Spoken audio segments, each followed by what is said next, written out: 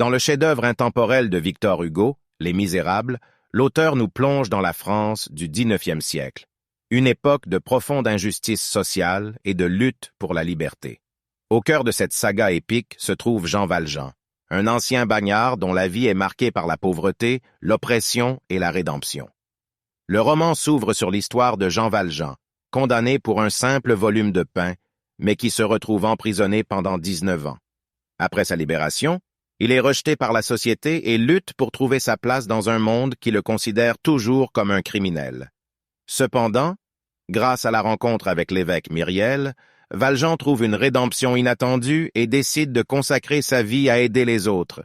Poursuivi par l'inspecteur Javert, qui incarne la loi et l'ordre, Valjean se réinvente sous différentes identités pour échapper à son passé.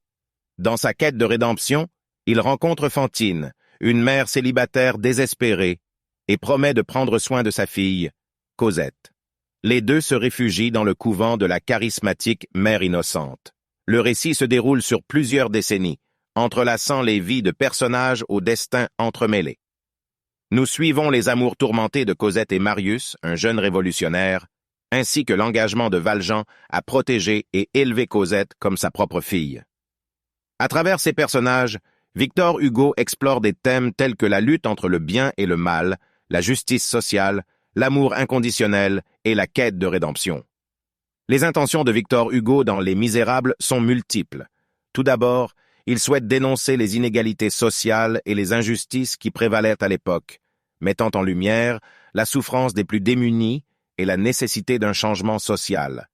Hugo utilise également ces personnages pour illustrer la lutte entre la loi et la conscience morale, remettant en question la notion de justice absolue. En outre, l'auteur explore le pouvoir de l'amour et de la compassion à transformer les individus et à les conduire vers la rédemption. Il montre que même les âmes les plus tourmentées peuvent trouver la paix et la réconciliation grâce à la bonté et à la générosité.